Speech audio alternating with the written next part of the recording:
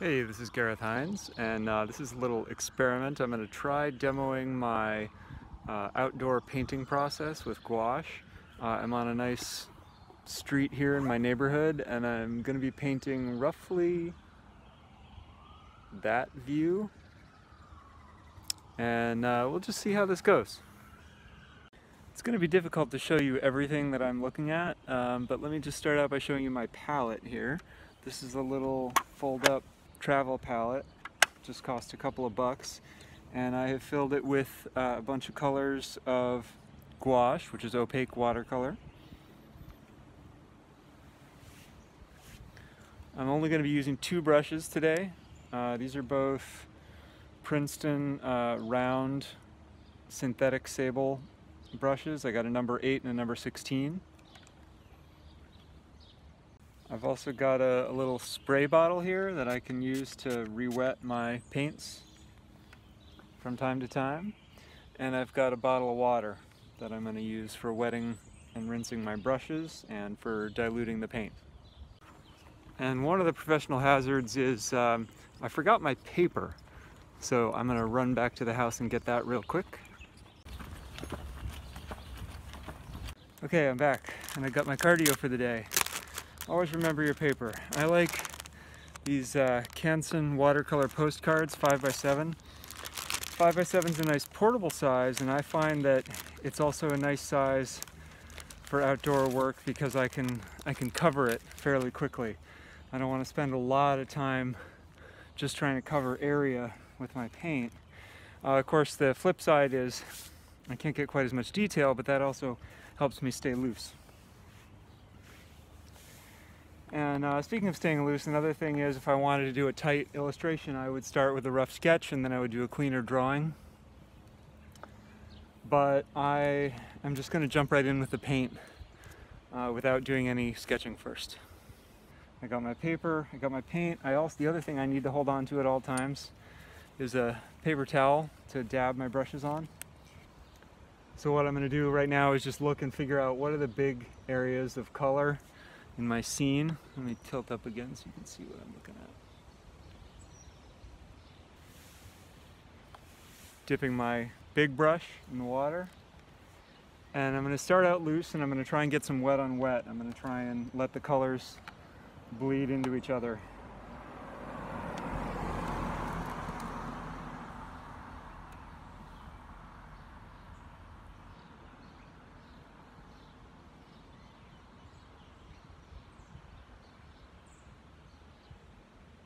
So we got this lovely spring green. This is leaf green is the color I'm using here, unmixed with anything else.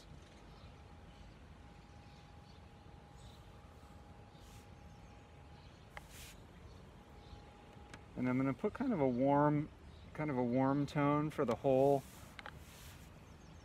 foreground, because the street is very warm, kind of brown. I can kind of dilute this as I go along if I want, but it was a little too intense when I first put it down. And I can let it bleed into the other green in a few places. You see that nice bleed? That's really, I want some of that. And I want it to come through in the finished painting.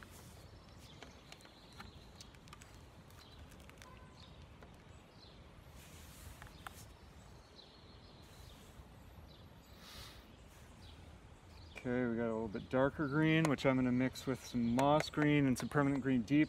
I think I like sap green better than moss green, but I ran out of sap.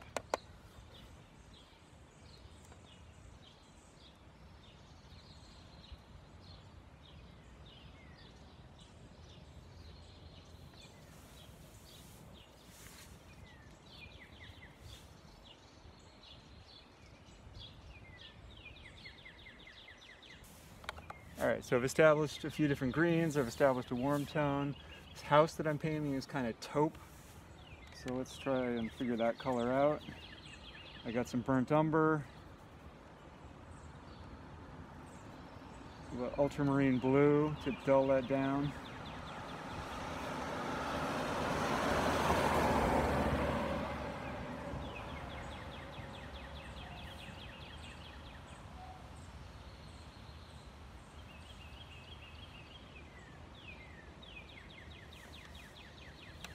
When I put the brush under the art, it means I'm dabbing on that paper towel that I'm holding in my hand underneath.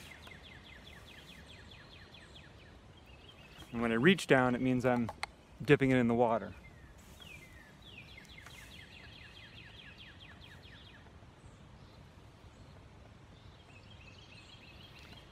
I'm sort of indicating a little bit of the structure, but I'm going to go back in with some white and some darker gray for the windows and the trim. I have a space here for black, but I haven't loaded my palette with any black right now.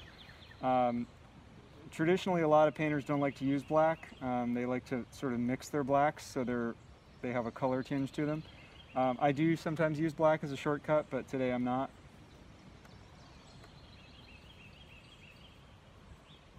So I'm mixing up like a cool gray here for the roof.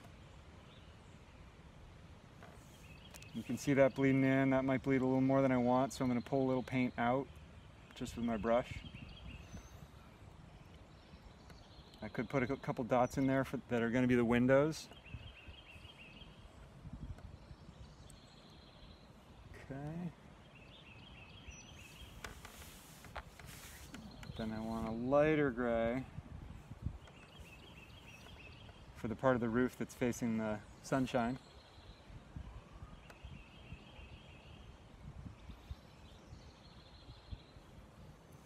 And there's another house on the other side of it that's also like a light gray with a little bit of purple in it, kind of. Let's try that.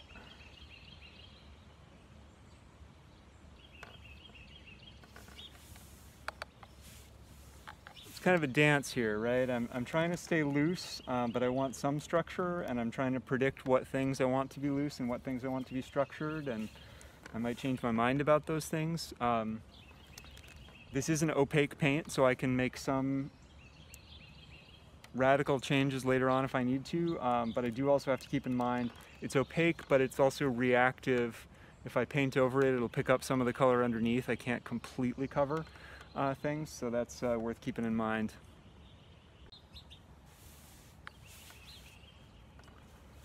All right, now we're going to have some darker. Whoa, too much. I hit the Prussian Blue, and the Prussian Blue is really strong.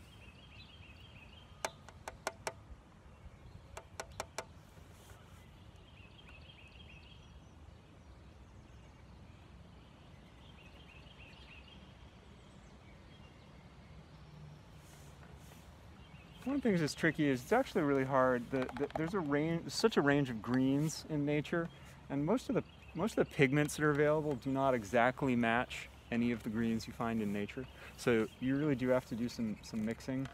That leaf green is really nice in the spring because there are a lot of leaves coming out that are that color. But like this color that I used is maybe a little off relative to reality. But then also reality is not what's important. What's important is what ends up happening on the paper. And that's important to keep in mind. I'm inspired by something, I'm trying to capture something, but it's not a pure optical capture. I'm not trying to make it look perfectly like what I see in front of me.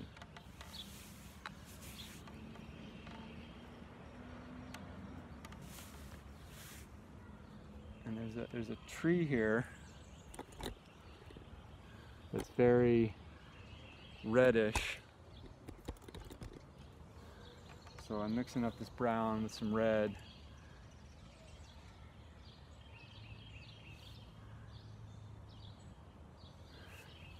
You know, and even with the big brush, I can get a lot of detail. This is the bigger of the two brushes, and I will switch to the smaller at some point. But even with the big one, if I'm delicate, I can get quite a bit of detail with it, because it has a fine point. At some point, the brush gets old. It starts to get a little ratty. It won't come to that fine point. I can't get those fine lines, and then I might retire it. But right now, I still can. And if I was working bigger, I could get even, you know, finer details. The other tree is duller, darker brown.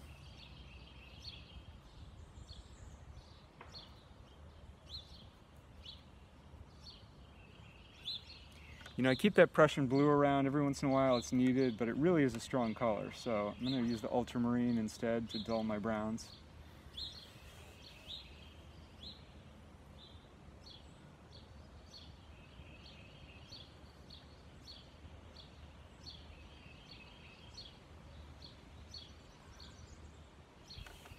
It's helpful to get a couple of really dark, intense colors on the paper pretty early on, so that the whole scene doesn't end up being washed out. It's real easy with watercolor to either be too delicate and everything just looks super pastel, or to be or to use it sort of undiluted and end up with a big kind of gloppy, super intense mess. And I think you want to be somewhere in the middle. Everything wants to be a little fluid, have a little bit of water in it, but you want to make sure that you have some strong values and not just delicate, thin washes. All right, so I've got a little structure here. I got to decide, maybe I need to do a little more with the foreground here because this is just floating.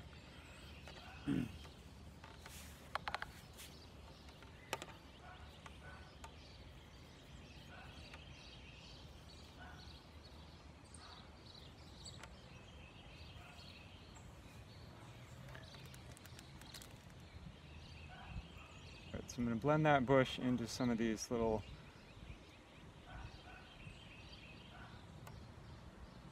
leaves and grasses, and then I'm going to have a foreground color that's a little bit brighter than that.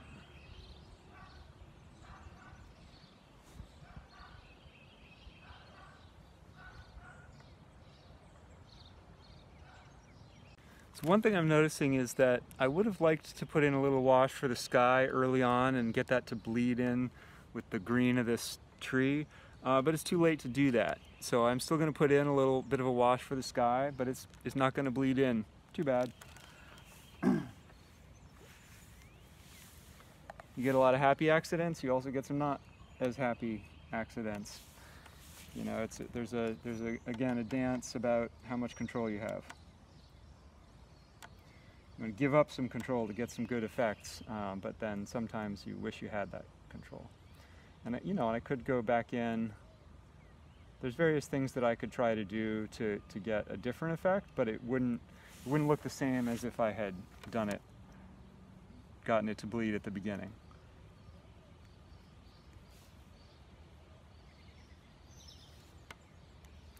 So I'm kind of just going around these, and I'm leaving a little bit of white. I find it's nice to leave a little bit of white edge rather than, if they overlap, you'll get a little dark edge. Oop, see that dark edge?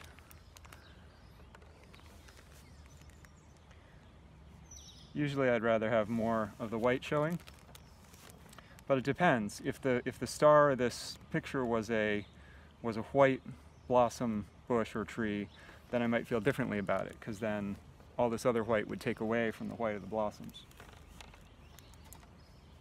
But in this case, the star is this pink. I think it's a pink dogwood here, and I'm about to maybe start putting in some of that dogwood. I've switched to my smaller brush now, by the way. Don't have to. Again, I can get pretty fine with the big brush, but I don't feel like I need to cover as much ground here, so I just switched to the smaller. Dull that. This is yellow ochre, and I just dulled it down a little bit with some of that dark brown I already had mixed. And I'm just going to draw in, there's kind of a fence here. Again, you know, this is interpretation of what I see. I could have decided to leave out the fence. Sometimes I do that sort of thing. I often will take cars out of a scene.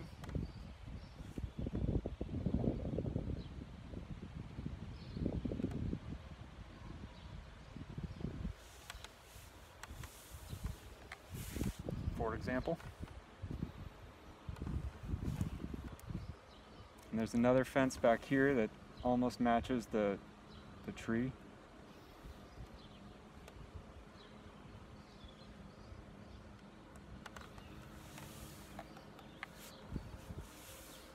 Okay, I said I was going to put in some pink for the dogwood. So now here, I've kind of painted over most of this area. I haven't tried to leave areas white to put the pink over. So that means I have to go opaque here. So I got to get some white And I'm going to go into some pink that I already had mixed here, put some white on that, and it's got to be fairly thick. If I mix in too much water, it won't cover what's underneath it. I'm using Magenta here and Flame Red, mostly Magenta. And I just went back for some more white to make it more opaque, some more Magenta, and keep mixing that. Okay, now it feels pretty thick, and also, yeah, that's the kind of more intense color I wanted.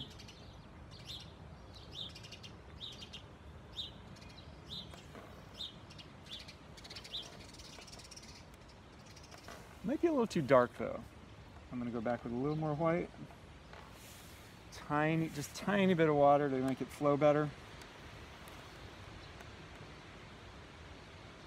I can keep adjusting because, you know, when I look at that, it's sort of all one color, but not quite. There's different gradations depending on how much light is hitting each blossom, and each blossom kind of does even have its own color.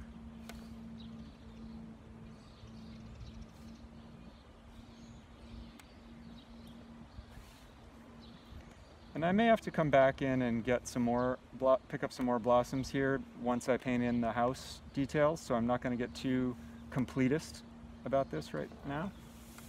I'm going to rinse off that brush real good because I don't want any of that white in the next thing I'm going to do, which is to paint in some of the windows.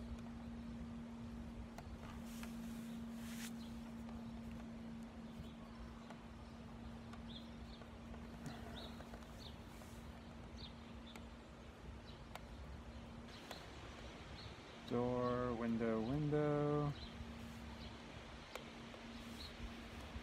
Window, window, window. Okay. Alright, seems okay. We'll reinforce the roof line a little bit.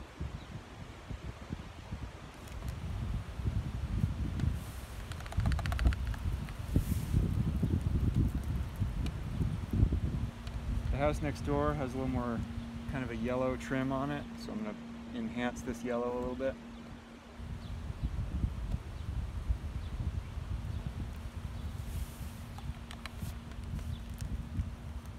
I haven't decided yet if I'm going to paint in the branches on this tree. I think I might do, but I haven't decided yet.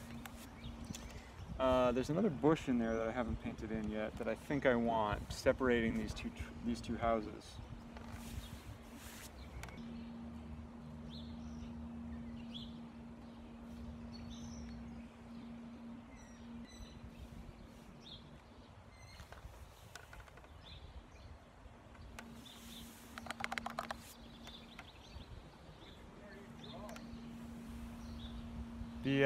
The brown one, the taupe house there with the dogwood in front of it.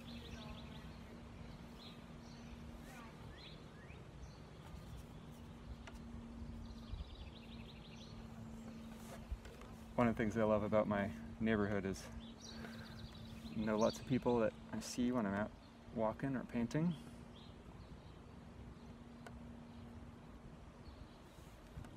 I decided to go back in and paint. There's another limb on that dogwood tree that I think helps with the structure of the painting.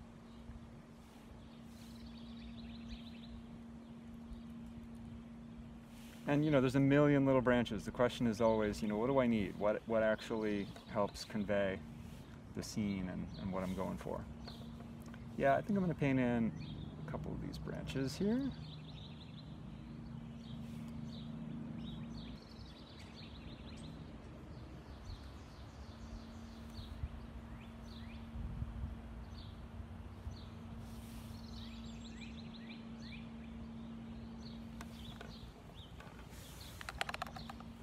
Okay, so I'm going to go now in with some white and pick out some of the details, the trim on that house.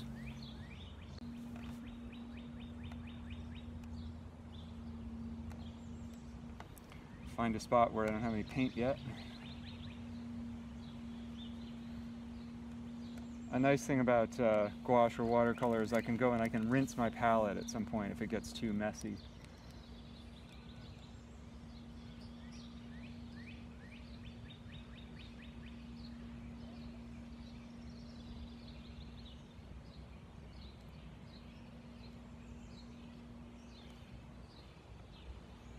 And I love that everything just, you know, cleans up with water.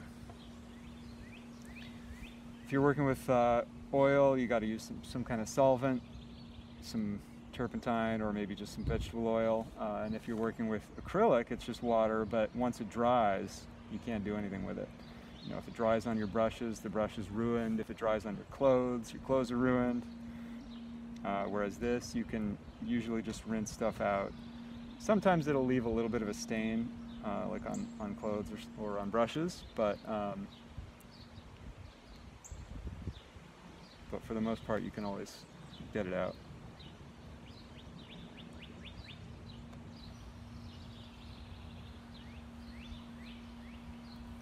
You can see this white, I'm using it reasonably opaque, but it's not 100% opaque. If I wanted 100% opaque, I literally have to go straight from this, boom, onto the paper.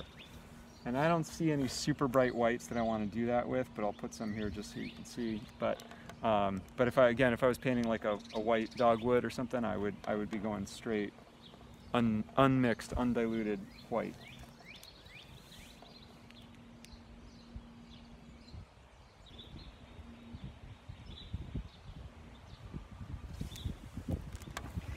Alright, so got some structure on the house.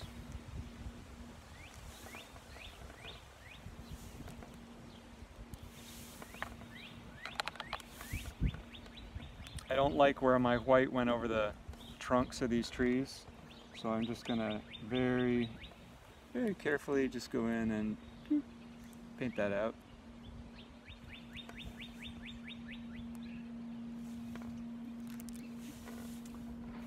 And then let's get in a little more of that. So I'm starting to think now about what else does this painting need.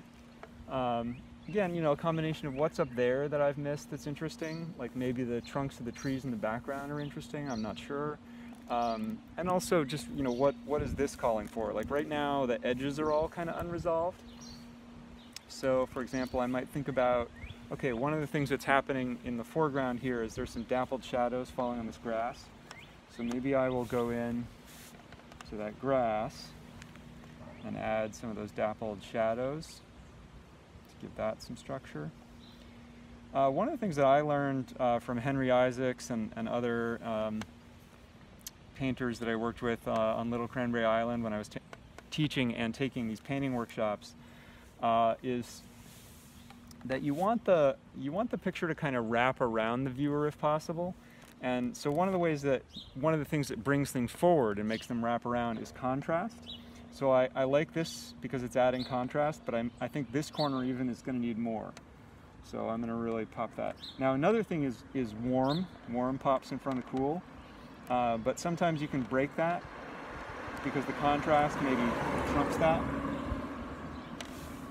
But I don't know, I'm watching this color and I'm kind of trying to imagine when I put this color on here what's going to happen. And of course I can actually test it, and then I could maybe change my mind if I wanted to. So like that might be a little too strong, in which case I could leave it there and I could just go back in with my brush just loaded with water and dilute it a little bit.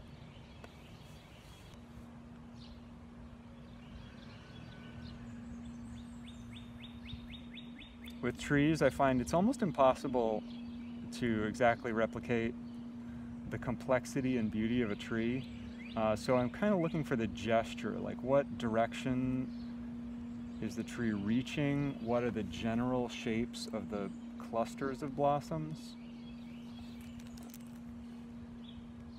And what are they overlapping? I'm really interested in the overlap of one color and another. So where the blossoms overlap the trunk of the tree is interesting, where they overlap the house is interesting.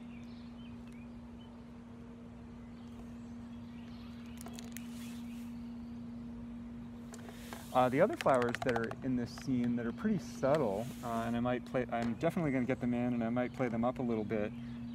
There's some, I don't know what they are, there's some lavender colored flowers there, but they're kind of in the background here behind the fence. And also in front of the fence over here. Yeah, that's a really nice contrast. I like that a lot. That helped quite bit.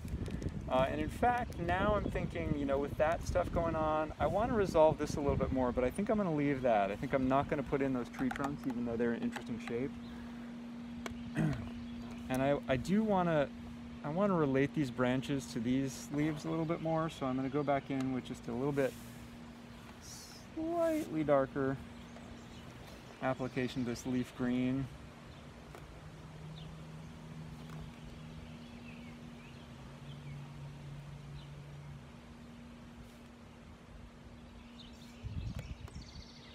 Strengthen that and just, yeah, make it relate, make it so there's more than just the branch and the wash.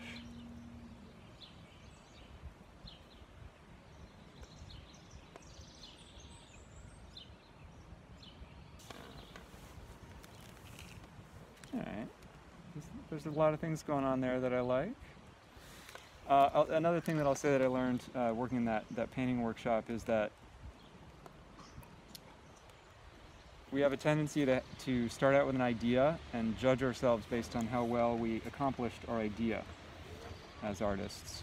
And that is very natural. It's also often counterproductive because unpredictable things happen on the paper, and you basically never ever get exactly what you were going for.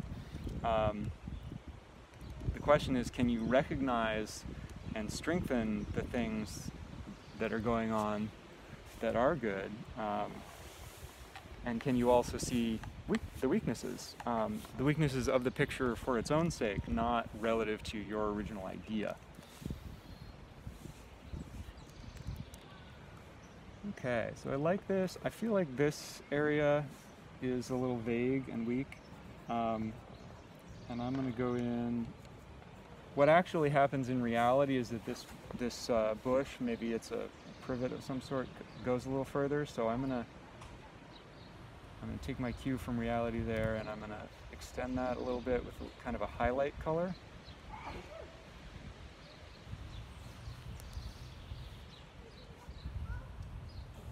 And there's another bush over here that has a very similar kind of color.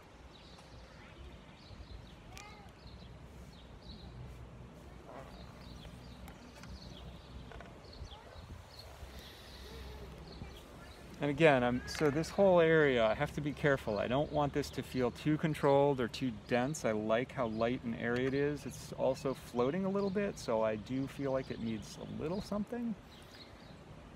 And the question is, does it need a dose of what's actually there, or does it need something else? There's like another fence line that runs this way, which adds something. There's also some more greenery down there. Maybe I want to capture a little bit more of that. This other bush that I started to paint the leaves of.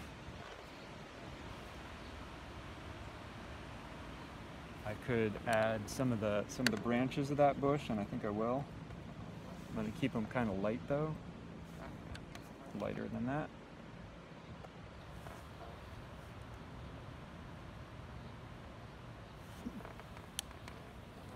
Guess what? If I feel like that's too dark, you gotta be careful when you blot that it can introduce yet more accidents, but it can also, you actually can erase with the paper towel. Paper towel is your friend.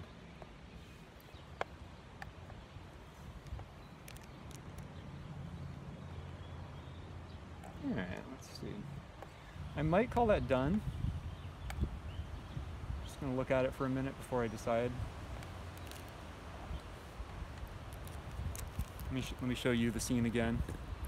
You're free to disagree with me. I always, when I see, painting demos, there's always certain moments, and you've probably already had a bunch of them, where you see the painter like fix something that you really liked, and you're like, oh no, leave that.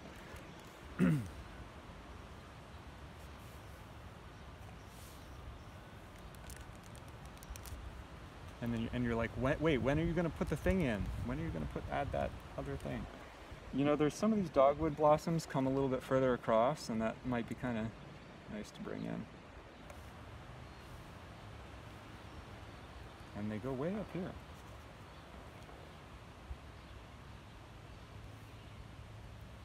I'm saying it's a dogwood. I'm not 100% sure it's a dogwood, but I think that's what it is.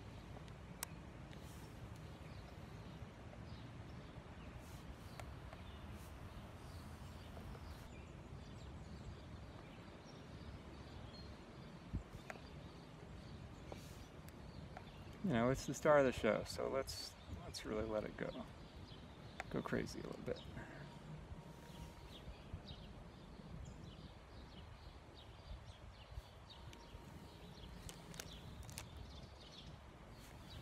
All right, I think I'm gonna maybe call this finished, and what that means is I'm gonna look for a place to add my signature. So usually it's in one of the lower corners, and this is the obvious place because it's kind of uncovered, but I don't want to put too much weight there, so I also think about, well, what color do I want to make it? I might make it kind of brown. You know, it is sort of on the pavement. Gee, Hines. I'm trying to leave at least 1/8 to 1/4 of an inch from the border in case this gets framed at some point. Sometimes I fail to do that though.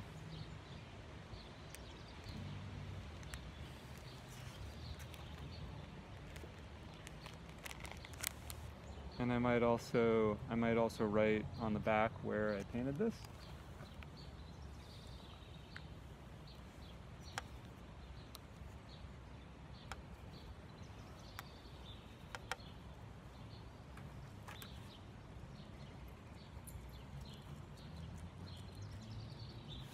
Hey, how you doing? Good, how about you?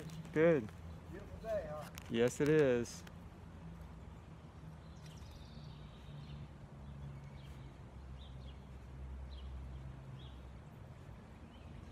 Writing with a brush is really tricky, but it's also really good practice. It's a very good way to work on getting more control with the brush. All right, then I'm gonna spray my gouache so that maybe it'll stay damp in case I want to paint again later today. Maybe even tomorrow. Probably be dried out by tomorrow, but you never know. Close that. Close that. Rinse my brush real good. Let me just show you that. I'm just going like this, rubbing it a little bit on the side. Shake it out. I don't dry it, I shake it because then it comes to a natural point. Put that in a little protected pocket in my stool. I'll show you my stool in a second. I can close up my water or dump it out. Maybe I'll dump it. I'm not using any real toxic pigments, so I feel okay dumping water. And this is still a little wet, so I'm just going to wave it.